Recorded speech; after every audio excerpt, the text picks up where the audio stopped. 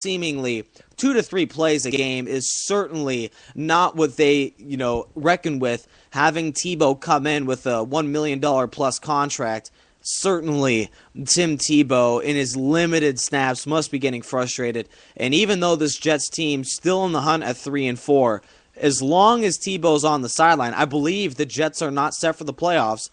Tim Tebow, he's not a guy you want to build a franchise around. But if the Jets want to win, and they want to win now, Rex Ryan's certainly making that point in the offseason, again guaranteeing a Super Bowl appearance. The Jets certainly need to plug in Tim Tebow, I believe, more than just 2 to 3 plays. A tremendous talent that should be played at quarterback as well, not at running back. As long as Tebow's out, I feel like the Jets might not even be a 500 team in the AFC East. Yeah, I think it would be interesting to try and stick Tebow in at running back or, fullback in the same situation. I mentioned this a lot off the set. Would it work or would it not? People know I'm a Penn State fan. Years ago, they had a quarterback by the name of Michael Robinson. Similar package, similar skill set to Tim Tebow. Big physical guy. He could throw the ball, but most of the time he would just tuck it and truck you over. He never even bothered going to the NFL as a quarterback. Where is he now? He's a Pro Bowl fullback for the Seattle Seahawks. So the transformation can happen, and I think that's definitely, a situation to prove that, yes, that can happen. He's been a productive player for them. He was a 49er fullback before that. Overall, it's just a situation, it's almost stubborn now that you want Tim Tebow to be a quarterback, those kind of people. Tim Tebow, of course, wants to be a quarterback. Put him in your wildcat, put him in as a fullback, as a running back. It just seems that they're being too stubborn to try and get him on the field. And if you're worried too much about one guy getting snaps, your whole football team is going to suffer.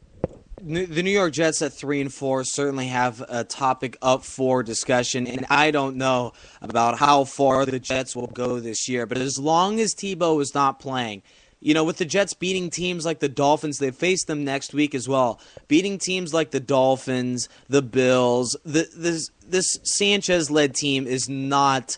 It's in a way, it's handicapping this team from being a dominant kind of a football squad because, seemingly the Achilles heel for this New York Jets team is the play at quarterback. Certainly, Sanchez has had his fair share of postseason success, 2 AFC Championship appearances, not winning those games, though, may I mention. But another quarterback that has had constant playoff success, we head over to Pittsburgh, the Steelers' own Ben Roethlisberger, another tremendous performance.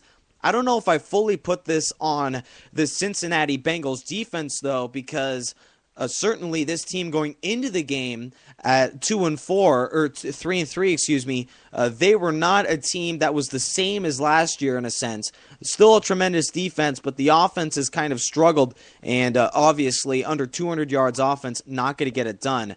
But Ben Roethlisberger, are the Steelers set for the playoffs with this guy at quarterback? He made tremendous throws last night.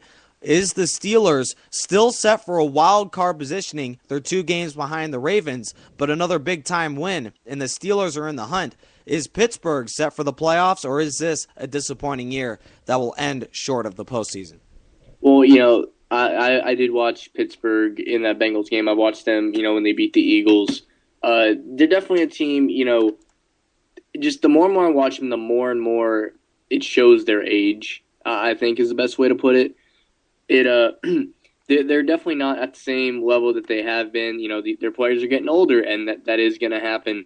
But, overall, they still have a chance to make the playoffs. I put them in a similar situation with the Patriots in the sense that, their division is a little bit tougher than it ever used to be, or not ever used to be, but in recent years at least.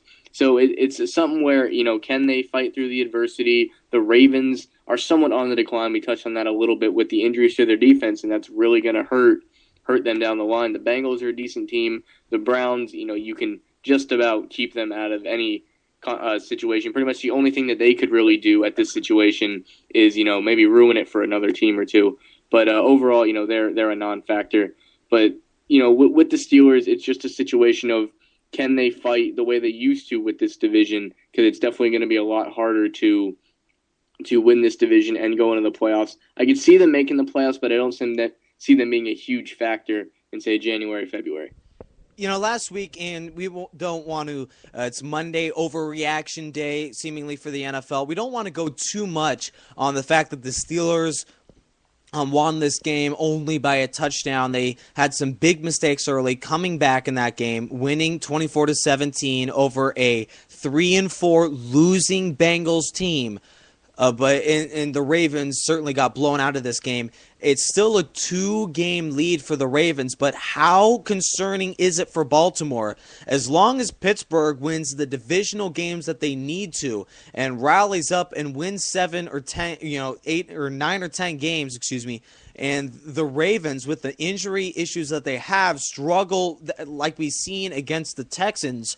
How good is this Ravens squad, and are they even a lock for the division? Very early to tell, Phil, but obviously the injuries hurting the Ravens, and the Steelers are getting healthy, and as long as this mix-and-match offensive line gets going, are the Steelers set for perhaps a big-time game against the Ravens in a rivalry, and are the Steelers set for winning that game and going to the playoffs? Certainly, they're having big-time momentum now.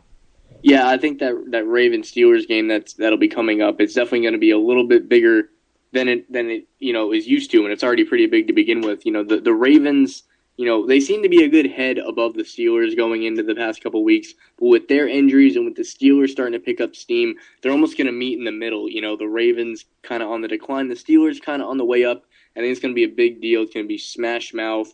Not everybody might not walk off the field, but that's what we're used to seeing with these two teams, and I think it'll be a very interesting game to watch. And just reading off the Steelers' schedule, at 3-3, second in the AFC North, they have a home game against the Redskins, perhaps a game that the AFC team needs to beat over there in Washington. Then they travel to New York to face the Giants. The Giants aren't as good of a home team as they are a road team, and they barely beat off a Washington team. And then they're home against the Chiefs, and on Week 11, the first matchup between these two teams, Steelers-Ravens, that one could perhaps send the Steelers right back in it. Now, we're overanalyzing for 1 week in a sense, because the Ravens are still 5-2, still a good football team, and Flacco just had a terrible game. We'll get to that later on in the show. But honestly, as long as the Steelers get things going, they get the wins that they have to, and then later on after that game, they still have to face the Bengals and the Browns, both at home, and then they face a declining Chargers team and a Dallas squad in their house. This Steelers team could perhaps be above 500 and could beat the Ravens twice. And if that's the case, then the Steelers will be a team to reckon with later on in the year. Another team to reckon with, obviously, the Chicago Bears, piling onto their lead. Phil, what do you have for us in the Monday night matchup? Well, it was interesting, before halftime we were talking about how, Jay Cutler, were they going to have him play in the rest of this game? Were they going to trust Jason Campbell to pull out the W for them? And it turns out that Jay Cutler did indeed come back into the game and is playing in the second half. Obviously we've been doing the show. I haven't really had a chance to listen to what the interview or what the injury was, what they, were looking for, but he seems to be all right. I believe the score is the same. I'll check on that right now. But Jay Cutler is playing in this game, which again can show his toughness. And I'm reading more into the story now. It seems to be a rib-related injury, and the Bears have tacked on another field goal, making the score with 10 minutes left in the third. Chicago is up 13-10. And obviously, you always love to have a prediction that we have that seems to be going right. Jason Campbell plugged in the game. And obviously, the Bears taking the fact that the Lions are doing nothing on offense. That's been the story all year for the Detroit Lions. They're scoreless in this game, still 13-0. And as long as the Bears defense stops this Detroit team that has under 100 yards offense in the entire game, the Chicago Bears should be able to roll along easily with this victory, even with Campbell under center. And just to real quick go back to this Ravens-Steelers matchup, the Baltimore Ravens, interestingly enough, a second half schedule that is a lot tougher than the Pittsburgh Steelers, even though they do face the Browns and the Raiders coming off the bye week this week. They also, they face the Steelers. Then they play the Chargers. They play the Ravens. They play the Steelers again. Then it's a trip to Washington to play against the Redskins. Then they play the Giants again, and then the Bengals. This team, a second half schedule that scares me in a sense because the Ravens at 5-2 are looking on the decline, and they've beaten some good teams, but not by very difficult margins. And this offense right now, in the bottom half of the league. So as long as this Ravens team doesn't buckle under pressure, they still might make the playoffs. But obviously, something to look out for as the Ravens face a tough schedule, and they also have a progressing team in the Steelers. Even though they're old, they're catching up on this Ravens squad. Yeah, the Ravens, we're really going to see what they're made of, for the rest of the year. Obviously, without Ray Lewis, we talked, for almost half the show last week on how big of a situation that's going to be for them. They did get Terrell Suggs back, which is a miracle in itself. Nobody expected him to come back, this early. The injury that he had was supposed to keep him out for at least a year, as in, definitely more. The miracle would have been if it was a year. Here's a guy that comes back in 5 months. I don't know what they're putting in the water in Baltimore, but that's just a superhuman feat to see that happen. And the Ravens definitely have, they're on their bye week now, which is definitely something they're going to need, kind of need to lick their wounds or whatever from, that game that they just suffered, a pretty bad loss to. Then they come out of the bye week, and I think this might be the big situation that helps them against Pittsburgh, because their 2 games out of the bye week are at Cleveland and then Oakland, 2 teams that they could be on a 2-game winning streak running into Pittsburgh, which could give them the momentum they would need to beat a team like Pittsburgh. Again, going to the Terrell Suggs thing, I did not expect. He got his surgery in May, and obviously he expected to be back for the playoffs. I was skeptical on him even being back for the postseason if the Ravens indeed were trying to make a postseason run. He's back, and Terrell Suggs looks about as fresh. I mean, obviously, he's a superhuman kind of guy when he is on a roll, and he had a sack in this game against the Texans. That was all Houston, by the way, and the Texans certainly on a run. But Terrell Suggs, just a tremendous ball player, and he's back on track, and as long as he's getting things going, the Ravens might not be as bad defensively as we put them out to be with a 43-13 loss. But still, everything going for the Houston Texans. How good is this team? Now, they did lose to the Packers last week, and they have a loss on their record, but in a sense, no longer do we have to worry about being undefeated and trying to get that impressive 16-0 mark. And the Houston Texans, dominant on the both sides of the lines offensively and defensively, and they have a quarterback to receiver combination best as any in the league. And obviously, putting up 40 against any team, let alone the Ravens, shows your tremendous offense. How good are the Texans? And are they the first team in the AFC? They certainly have some big-time competition. The Texans are 6-1 right now and are looking up. Yeah, I mean, the Texans are just definitely playing some good football right now. Obviously, I think they had a little bit of a wake-up call, with that big loss to Green Bay. So they had to come back out, and they do what all good teams do, which is rebound. You see, they beat another tough team in the Ravens pretty handily, which almost takes away, the blowout loss to Green Bay, which puts them right about where they were. Yeah, they have one loss, but again, I don't know that anybody expected this team to go undefeated. I don't know that was even really in the cards. I think there was more talk of the Falcons doing that. I think more with the favorable schedule. Obviously, they were on a bye week, so there's not a lot of buzz going around ATL right now. But yeah, I mean, the Texans definitely playing good ball. Have the best record in the AFC.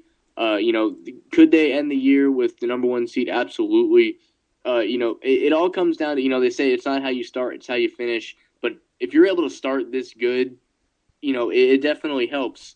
The more consistent you do over 16 weeks or 17 weeks, 16 games will always help you towards the end of the year.